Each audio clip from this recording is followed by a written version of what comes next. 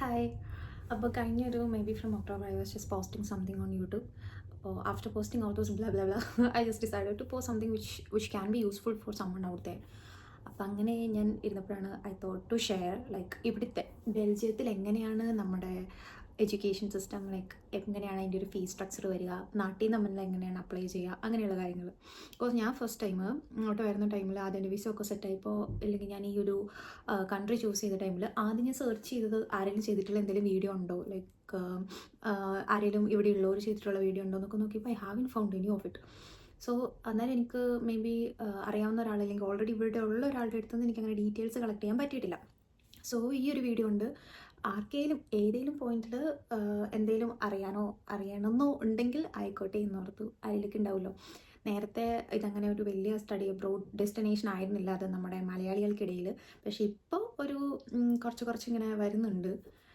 ഇവിടെയാണെങ്കിലും അധികം മലയാളി സ്റ്റുഡൻസ് എല്ലാം കുറവാണ്. എന്നാലും കമ്പാരിറ്റീവ്ലി നേരത്തെ വെച്ച് നോക്കുമ്പോൾ ഇപ്പോൾ കുറച്ചുകൂടെ ആളുകൾ എൻക്വയറി ചെയ്യുന്ന ഒരു പ്ലേസാണ്, അല്ലെങ്കിൽ കൺസൾട്ടൻസീസ് സജസ്റ്റ് ചെയ്യുന്ന ഒരു പ്ലേസാണ് ബെൽജിയം. എനിക്കിങ്ങനെ കണ്ടിന്യൂസ് സംസാരിക്കാനുള്ള ലൈക്ക് ഇങ്ങനെ പറ്റണില്ല. പിന്നെ ഞാൻ ഈ പറഞ്ഞു മുമ്പ് സോയും ലൈക്കും ഭയങ്കരമായിട്ട് റിപ്പീറ്റ് ആയിപ്പോവും. Don't get bothered about that. അതൊരു ഡീറ്റെയിലിംഗ് എഫക്റ്റാണ്, എപ്പോഴും ഇങ്ങനെ പറഞ്ഞിട്ടേ ഇരിക്കും. പിന്നെ ഞാനിവിടെ എൻ്റെ മാസ്റ്റേഴ്സ് പ്രോഗ്രാമാണ് ചെയ്യുന്നത്. ഇതിപ്പോൾ എൻ്റെ സെക്കൻഡ് ഇയർ ആണ്, ഞാൻ ഫൈനൽ ഇയർ ആണ്. അതുകൊണ്ട് ഞാനിവിടെ ചെയ്യുന്നത് ഒരു പബ്ലിക് യൂണിവേഴ്സിറ്റിയിലാണ്. സോ ബെൽജിയത്തിൽ നമുക്കിവിടെ പബ്ലിക് യൂണിവേഴ്സിറ്റീസ് ഉണ്ട്, പ്രൈവറ്റ് യൂണിവേഴ്സിറ്റീസ് ഉണ്ട്, as of whole other countries. ഞാൻ ചെയ്യുന്നത് പബ്ലിക് യൂണിവേഴ്സിറ്റിയിലാണ്.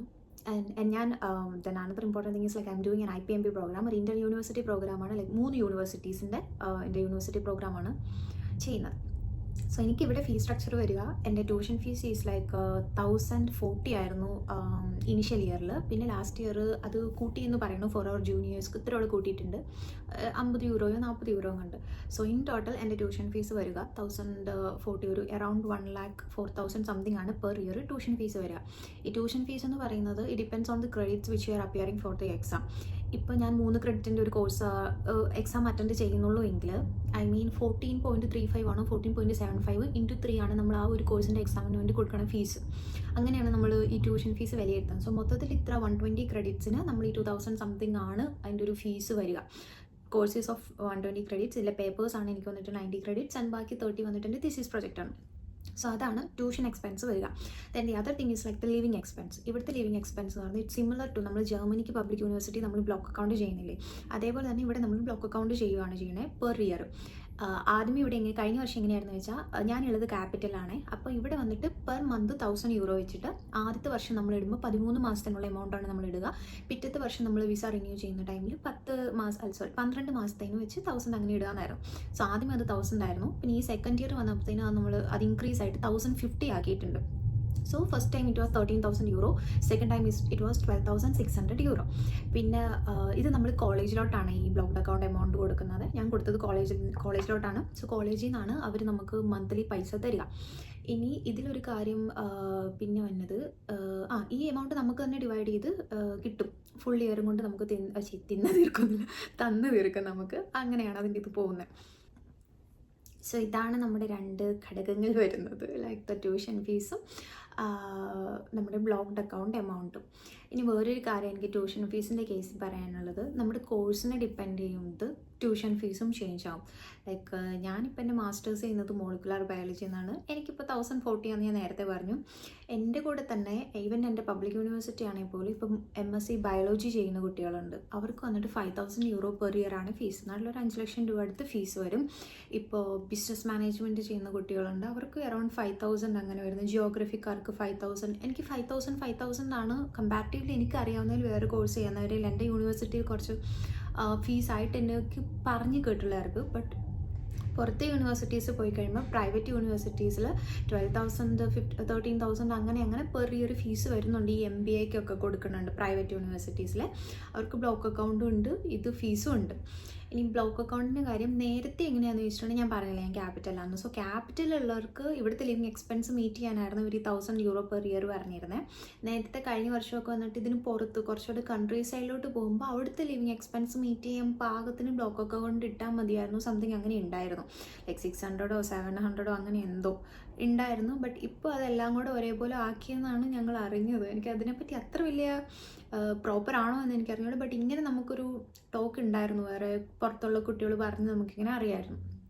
ഇനി ഇവിടുത്തെ നെക്സ്റ്റ് എക്സ്പെൻസസോ നാട്ടിൽ നിന്ന് പോരാൻ വേണ്ടിയിട്ട് ഏറ്റവും കൂടുതൽ വന്ന ഈ 2 എക്സ്പെൻസാണ് നമ്മുടെ ഈ ബ്ലോക്ക് അക്കൗണ്ട് എമൗണ്ടും പിന്നെ ട്യൂഷൻ ഫീസ്. ഞാൻ ഇവിടെ വന്നിട്ടാട്ടോ പേ ചെയ്തത്. ഞാൻ നാട്ടിൽ നിന്ന് കൊടുത്തിട്ടൊന്നും ഉണ്ടായില്ല. ട്യൂഷൻ ഫീസ് ഇവിടെ വന്നിട്ടാണ് പേ ചെയ്തത്. പിന്നെ വേറൊരു കാര്യം about the why I choose this country, അതാണ് അടുത്തൊരു ഇമ്പോർട്ടൻറ്റ് കാര്യം. എന്നോട് കുറേ പേര് ചോദിച്ച ക്വസ്റ്റൻ നോട്ട് ലൈക്ക് എനിക്ക് മെസ്സേജ് അയച്ച് ചോദിച്ചു why you choose this country, അങ്ങനെയല്ല. ഞങ്ങൾ ഇവിടെ തന്നെ വന്നപ്പോൾ ഞങ്ങളുടെ പ്രൊഫസേഴ്സ് ഞങ്ങളുടെ അടുത്ത് ചോദിച്ചിട്ടുണ്ട്, ഞങ്ങളുടെ പ്രൊമോട്ടേഴ്സ് PhD സ്റ്റുഡൻസ് ഒക്കെ ഞങ്ങളുടെ അടുത്ത് ചോദിച്ചിട്ടുണ്ട് എന്തുകൊണ്ട് നിങ്ങൾ കൺട്രി ചൂസ് ചെയ്തെന്ന്.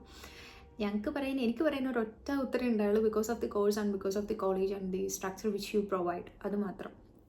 ഞാൻ എബ്രോഡ് സ്റ്റഡീസ് നോക്കിയ ടൈമിൽ കൺട്രി എനിക്ക് 2 ക്രൈറ്റീരിയാസ് വെച്ചിട്ടാണ് ഞാൻ നോക്കിയത്. ഒന്ന്, ഞാൻ ഉദ്ദേശിക്കുന്ന കോഴ്സ് കിട്ടണം, ഒരു കോഴ്സ് സ്ട്രക്ചർ കിട്ടണം. ആൻഡ് കൺട്രി ചൂസ് ചെയ്യുമ്പം എനിക്കത് അഫോർഡബിൾ ആയിരിക്കണം. ഞാൻ പ്രോപ്പർ ഒരു മിഡിൽ ക്ലാസ് ഫാമിലിയിൽപ്പെട്ട ഒരു കുട്ടിയാണ്. സോ ഇപ്പോൾ ഇൻ കേസ് എനിക്ക് എന്തെങ്കിലും പറ്റിപ്പോയി കഴിഞ്ഞാൽ എൻ്റെ ഫാമിലി എനിക്ക് വേണ്ടി ഇൻവെസ്റ്റ് ചെയ്യുന്ന എമൗണ്ട് എന്തെങ്കിലും ഒരു കാര്യത്തിൽ അല്ലെങ്കിൽ എന്തെങ്കിലും ചെയ്തിട്ട് അവർക്കത് തിരിച്ച് കൊടുക്കാൻ പറ്റുന്ന ഒരു എമൗണ്ട് ആണോ എന്ന് നോക്കിയിട്ടാണ് ഞാൻ വന്നത്.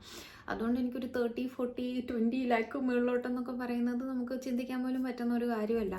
നമ്മളെല്ലാവരും ഇങ്ങനെ ഓരോ പ്രതീക്ഷയിൽ പുറത്തു പോകുന്നതാണ്. നിങ്ങളവർക്ക് എന്ത് നെഗറ്റീവാണ്. ഞാൻ അങ്ങനത്തെ ഒരു നെഗറ്റീവ് സൈഡാണ് ചിന്തിച്ചത്. മനുഷ്യനാണ്, ആർക്കും എന്തെങ്കിലും പറ്റിപ്പോകാം.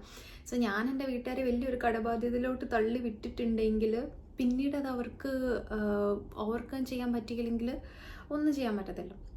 സോ അതായിരുന്നു എൻ്റെ 2 ഇത്. എനിക്ക് എൻ്റെ അറിവിൽ ഈ ഒരു രീതിക്ക് ഫീസ് അഫോർഡബിളായിട്ട് തരുന്നത് ഉണ്ടായിരുന്നത് ജർമ്മനി ആയിരുന്നു. ഞാൻ ഇതേപോലെ ജർമ്മനി അപ്ലൈ ചെയ്ത് എനിക്ക് ഓഫർ ലെറ്ററൊക്കെ വന്നു. ബട്ട് ചില കാരണങ്ങളെല്ലാം എനിക്ക് പോകാൻ പറ്റിയില്ല. അപ്പോൾ മേ ബി ഞാനൊരു സെക്കൻഡ് ടൈമും ട്രൈ ചെയ്ത സമയത്ത് എനിക്ക് വലിയ ഇതില്ലായിരുന്നു ജർമ്മനിക്ക് പോകാൻ വേണ്ടിയിട്ട്. കാരണം ആദ്യത്തെ പ്രാവശ്യം അത് പോകാൻ പറ്റാതെ, ലാസ്റ്റ് മൊമെൻറ്റിൽ പോകാൻ പറ്റാതെ വന്നപ്പോൾ ഞാൻ ഓർത്ത് നോക്കി this country is not for me, something else is waiting for me എന്നൊരു ഇതിലാണ് ഞങ്ങൾ നോക്കിയത്. സെക്കൻഡ് ടൈം ഞാൻ അപ്ലൈ ചെയ്തത് ഓസ്ട്രിയ ആയിരുന്നു. ഓസ്ട്രിയ അപ്ലൈ ചെയ്തപ്പോൾ അതും വന്നിട്ട് പ്രോസസ്സിങ് ആയിരുന്നു. അതിന് ഞാൻ വെയിറ്റ് ചെയ്യുന്നതിനിപ്പുറം തന്നെ എനിക്ക് ഇവിടുന്ന് ഇൻ്റർവ്യൂ കോൾ വന്ന് ഞാൻ ഇൻ്റർവ്യൂ അറ്റൻഡ് ചെയ്തു. ഇറ്റ് വാസ് ഓക്കെ, എനിക്ക് കൺഫർമേഷനും കിട്ടി. പിന്നെ ഞാൻ ആ ഒരു സ്ഥലത്തോട്ട് തിരിഞ്ഞു നോക്കിയില്ല. ഞാനിത് സെർച്ച് ചെയ്ത ടൈമിൽ എനിക്ക് കോളേജ് ഓക്കെ ആയിരുന്നു, കോഴ്സ് സ്ട്രക്ചർ ഓക്കെ ആയിരുന്നു, ഇൻ്റർവ്യൂ എടുക്കാവുന്ന പ്രൊഫസേഴ്സ് ആയിരുന്നു. അവരുടെ അടുത്ത് സംസാരിച്ച് കഴിഞ്ഞപ്പോഴും ഓക്കെ, നമുക്ക് ഇപ്പോൾ വന്നിട്ട് ബ്ലോക്ക് അക്കൗണ്ട് ഇത്രയെന്നൊക്കെ പറഞ്ഞു കഴിയുമ്പോഴത്തേനും നല്ലൊരു ഇതായിരുന്നു. അങ്ങനെയാണ് ഞാനിത് ചൂസ് ചെയ്തത്. പിന്നെ നാട്ടിൽ നിന്ന് വിസ പ്രോസസ്സൊക്കെ കുറച്ചുകൂടെ സിമ്പിളായിരുന്നു കമ്പയറിങ് ടു ജർമ്മനി ഒക്കെ വെച്ച് നോക്കി. ഇപ്പോൾ ആ ഒരു ടൈമിൽ ഞാൻ ഫസ്റ്റ് ടൈം ജർമ്മനിക്ക് അപ്ലൈ ചെയ്യുന്നത് 2022 അന്നേരമൊക്കെ ഭയങ്കര ഡിലേ ആയിരുന്നില്ലേ പ്രോസസ്സ്, ഒരു 1 month ഒക്കെ എടുക്കുമായിരുന്നു വിസ പ്രോസസ്സിങ്ങിൽ. ഇത് ഞാൻ പോരുന്നത് 2024 ബെൽജിയം. നമ്മൾ അവിടുത്തെ VFS ത്രൂ ഡോക്യുമെൻറ്റ്സ് സബ്മിറ്റ് ചെയ്തു. എനിക്ക് ഇൻ്റർവ്യൂ ഉണ്ടായിരുന്നു മുംബൈയിൽ. But that was A kind of return interview. പോയിട്ട് ഒരു 5-6 പേജിൽ ഇങ്ങനെ എഴുതി പിടിപ്പിച്ച് കൊടുക്കുക. അന്നൊക്കെ പോകുമ്പോൾ എനിക്ക് ബെൽജിയത്തിനെ പറ്റി ഒരു തേങ്ങയെന്ന് അറിയത്തില്ല. നമ്മളിങ്ങനെ ഫോണിൽ നോക്കിയിട്ട് tell me something about Belgium, അന്നേരം അവരിങ്ങനെ പറഞ്ഞു തരുമല്ലോ. എന്നിട്ട് നമ്മളിങ്ങനെ എഴുതി വെച്ചു I am very fond of the architecture style and the European culture blah blah blah blah എഴുതി പിടിപ്പിച്ച് വെച്ചു. പക്ഷേ അവരന്നേരം നമ്മുടെ അടുത്ത് ചോദിച്ചൊരു കാര്യമുണ്ട്, അവിടുത്തെ എഡ്യൂക്കേഷൻ സിസ്റ്റം ടഫാണ്, നിങ്ങൾ പോയി നിങ്ങളുടെ എക്സാം തോറ്റ് കഴിഞ്ഞാൽ നിങ്ങൾ എന്ത് ചെയ്യും? ആ പുള്ളിക്കാരൻ നമ്മുടെ ഇപ്പം നമ്മളിങ്ങനെ കുറച്ചേരം ബ്ലിങ്ക് അടിച്ച് നിന്നിട്ട് ഞാൻ പറഞ്ഞു നമ്മൾ ട്രൈ ചെയ്ത് നമ്മുടെ ട്രൈലത് വീഴ്ത്തും, ആ ഒരു ഇതിലാണ് പറഞ്ഞത്. ബട്ട് കമ്പാരിറ്റീവ്ലി പ്രോസസ്സ് കുറച്ച് സിമ്പിളറായിരുന്നു. ഇൻ്റർവ്യൂ കഴിഞ്ഞ് 3 ദിവസം ആയപ്പോഴത്തേനും വിസ കിട്ടി. ലെസ് ദാൻ ഒരു 50 days എടുത്തിട്ടുള്ളൂ. PFSൻ്റെ ഡേറ്റും വലിയ പ്രശ്നമൊന്നും ഇല്ലാണ്ട് കിട്ടി. അങ്ങനെ അത് പോയി. പിന്നെ എക്സ്ട്രാ ഡോക്യുമെൻറ്റ്സ് സബ്മിറ്റ് ചെയ്തതെന്ന് പറഞ്ഞിട്ടുണ്ടെങ്കിൽ മെഡിക്കൽ എടുത്തിരുന്നു, പിന്നെ ട്രാവൽ ഇൻഷുറൻസ്, അങ്ങനത്തെ കാര്യങ്ങൾ മാത്രം. പിന്നെ ഞാൻ എൻ്റെ ഫീസ് ഇങ്ങോട്ട് അടച്ചില്ലായിരുന്നു. ഞാൻ വന്നു കഴിഞ്ഞിട്ടാണ് അടച്ചത്. ഞങ്ങൾക്ക് അന്നേരം ഇൻവോയ്സ് ഒന്നും വന്നിട്ടുണ്ടായില്ല. ഇവിടെ വന്നതിന് ശേഷമാണ് ഫീസ് ഇൻവോയ്സ് കിട്ടിയത്. അതുകൊണ്ട് മാത്രം ഞാനൊരു 2 lakh അടുപ്പിച്ചിട്ടിട്ട് ബാങ്കിൽ നിന്ന് സ്റ്റേറ്റ്മെൻറ്റ് കാണിച്ചിരുന്നു. But it was not necessary. അവരത് നോക്കിയ പോലെ ഇതെന്താണെന്ന് ചോദിച്ചപ്പോൾ ഒരു വലിയ ബുക്കിലെറ്റ് പോലെ സാരും എടുത്തു കൊടുത്തു, സ്റ്റേറ്റ്മെൻറ്റാണെന്ന് പറഞ്ഞിട്ട്. ബട്ട് അവരത് നോക്കിയൊന്നുമില്ല കേട്ടോ. മൊത്തത്തിൽ ഇതായിരുന്നു. ഇനിയിപ്പോൾ നിങ്ങൾ ഇങ്ങോട്ട് ഈ മാസ്റ്റേഴ്സ് നോക്കുന്നവരുടെ അടുത്ത് ഇവിടെ ഒത്തിരി കോളേജസ് ഉണ്ട്. ഇപ്പോൾ ഞാൻ പറഞ്ഞില്ല എൻ്റെ യൂണിവേഴ്സിറ്റി പ്രോഗ്രാമാണ് ചെയ്യുന്നത്. എൻ്റെ 3 യൂണിവേഴ്സിറ്റി എന്ന് പറയുന്നത് ഒന്ന് VUP ആണ്, റിജ യൂണിവേഴ്സിറ്റി ബ്രസൽസ്, മറ്റൊന്ന് KU ല്യൂവൻ ആണ്, പിന്നെ ഒന്ന് UA യൂണിവേഴ്സിറ്റി ഓഫ് ആൻഡ്വേർപ്പ് ആണ്. ഇത് 3 ഇവിടുത്തെ ടോപ്പ് കോളേജസ് ആണ് ബെൽജിയത്തിൽ തന്നെ. ഇനി വരിക ഗെൻറ്റ് യൂണിവേഴ്സിറ്റി ഉണ്ട്, ULB ഉണ്ട്, UC ലോവൈൻ ഉണ്ട്. അങ്ങനെ കുറേ നല്ല യൂണിവേഴ്സിറ്റീസ്, നല്ല കോഴ്സസ് പ്രൊവൈഡ് ചെയ്യുന്ന യൂണിവേഴ്സിറ്റീസ് ഉണ്ട്. ലൈക്ക് ഇപ്പോൾ MBA എനിക്കറിയാവുന്നതിൽ കൂടുതൽ ഫ്രണ്ട്സ് പുറത്തിട്ട് പഠിക്കാൻ പോയിട്ടുള്ള MBA അല്ലെങ്കിൽ MTech അങ്ങനത്തെ ഇതാണ് കേട്ടോ, അല്ലെങ്കിൽ MSc കമ്പ്യൂട്ടർ റിലേറ്റഡ് അങ്ങനെയൊക്കെയാണ് പോയിട്ടുള്ളത്. ആൻഡ് ഇവിടെ കുറേ കോഴ്സസ് ഉണ്ട്. മേ ബി നിങ്ങൾ സെർച്ച് ചെയ്തിട്ടുണ്ടെങ്കിൽ നിങ്ങൾക്ക് തന്നെ അഫോർഡബിൾ ആയിട്ടുള്ള ഫീസ് ആണെന്ന് മനസ്സിലാകുമായിരിക്കും, നമുക്ക് കണ്ടുപിടിക്കാൻ പറ്റും. That thing is like even though I came through a consultancy, ഞാൻ ഒരിക്കലും പറയത്തില്ല എല്ലാവരും കൺസൾട്ടൻസിനെ പോയി അപ്രോച്ച് ചെയ്യണമെന്ന്. എൻ്റെ കൂടെ എൻ്റെ ഇപ്പോൾ കൂടുതലും ഫ്രണ്ട്സ് വന്നിട്ട് south side, they are from Tamil Nadu. അവർ വന്നിട്ട് ആരും കൺസൾട്ടൻസി ത്രൂ ഒന്നും വന്നവരല്ല, എല്ലാവരും സ്വന്തമായിട്ട് അപ്ലൈ ചെയ്ത് വന്നവരാണ്. ഇപ്പം നമ്മൾ കൺസൾട്ടൻസി പോയാൽ തന്നെ, ഞാൻ പറഞ്ഞില്ല ബ്ലോക്ക് അക്കൗണ്ടിൻ്റെ കേസൊക്കെ ഞാൻ ഒറ്റയ്ക്കാണ് ചെയ്തത്. നമുക്കതിന് കൺസൾട്ടൻസിയുടെ ആവശ്യമൊന്നുമില്ല, നമ്മൾ തന്നെ കോളേജിനെ അപ്രോച്ച് ചെയ്ത് നമ്മൾ തന്നെ ഫണ്ട് ഇട്ട് നമുക്ക് തന്നെ പേപ്പർ കിട്ടി, അങ്ങനത്തെ കാര്യങ്ങളേ ഉള്ളൂ. അതുകൂടെ ഇവർ ഹെൽപ്പ് ചെയ്യുന്നൊരു കാര്യം ഡോക്യുമെൻ്റ് സെറ്റിൽ ചെയ്യാനും കോളേജിൽ അപ്ലൈ ചെയ്യാനും അനദർ തിങ് സർട്ടിഫിക്കറ്റ്സ് അപ്പോസ്റ്റലി ചെയ്യിക്കാനും മാത്രമാണ് നമുക്ക് പുറമേ നിന്ന് ഒരാളുടെ ഹെൽപ്പ് വേണമായിട്ട് എനിക്ക് തോന്നിയത്. ബട്ട് അതൊരു ലേറ്റർ പോയിന്റിലാണ് ഞാൻ റിയലൈസ് ചെയ്തത്. അപ്പോഴത്തേനും ഒന്നും ചെയ്യാൻ പറ്റിയിട്ടുണ്ടായില്ല, അതങ്ങനെ കഴിഞ്ഞ്. ബട്ട് ഇപ്പോൾ വരാൻ നിൽക്കുന്നവരുടെ അടുത്ത് ഞാൻ പറയും, പറ്റുമെങ്കിൽ നിങ്ങൾ ഒറ്റയ്ക്ക് നോക്കുക. അത് നിങ്ങളെ കൊണ്ട് പറ്റിയില്ലെങ്കിൽ മാത്രം ആ ഡീറ്റെയിൽസ് വെച്ചിട്ട് ഒരു കൺസൾട്ടൻസിനെ അപ്രോച്ച് ചെയ്യാനേ പറയത്തുള്ളൂ. സോ ഇതാണ് ബേസിക്കലി ഇവിടുത്തെ കാര്യം. ഇനി ഇവിടെ വന്നു കഴിഞ്ഞിട്ടുള്ള കാര്യം, ഇപ്പോൾ ഇവിടുത്തെ പാർട്ട് ടൈം സിസ്റ്റം എങ്ങനെയാണ്, ഇവിടുത്തെ ചിലവുകൾ എങ്ങനെയാണ്, അങ്ങനത്തെ കാര്യങ്ങളൊക്കെ ഇപ്പോൾ നോക്കുന്ന ആരെങ്കിലും ഉണ്ടെങ്കിൽ, അല്ലെങ്കിൽ അറിയണമെന്ന് താല്പര്യം, ഇപ്പോൾ പേരൻസ് ആരെങ്കിലും വീഡിയോസ് വല്ലതും കാണുന്നുണ്ടെങ്കിൽ ജസ്റ്റ് ഒന്നെങ്കിൽ കമൻറ്റ് ചെയ്യുമോ ഇല്ലെങ്കിൽ മെസ്സേജ് ചെയ്യുമോ എന്തെങ്കിലും ചെയ്താൽ മതി. സോ നമുക്ക് കുറച്ചുകൂടെ എലാബറേറ്റ് ആയിട്ട് അറിയാൻ താല്പര്യം ഉണ്ടെങ്കിൽ ഒന്നെങ്കിൽ I just send back the message, ഇല്ലെങ്കിൽ ഇതേപോലെ മറ്റൊരു വീഡിയോ ചെയ്യാം ഇവിടെ വന്നതിന് ശേഷം എങ്ങനെയാണ് എന്നുള്ള കേസ്. സോ നാട്ടിൽ നോക്കുന്നവർക്ക് എല്ലാവരും പൊതുവെ യൂറോപ്പ് നോക്കുന്ന ഏറ്റവും വലിയ കാര്യം എന്ന് വെച്ചാൽ it's an opening to the other 28 countries. അത് നോക്കിയിട്ട് തന്നെയാണ് എല്ലാവരും ചെയ്യുന്നത്.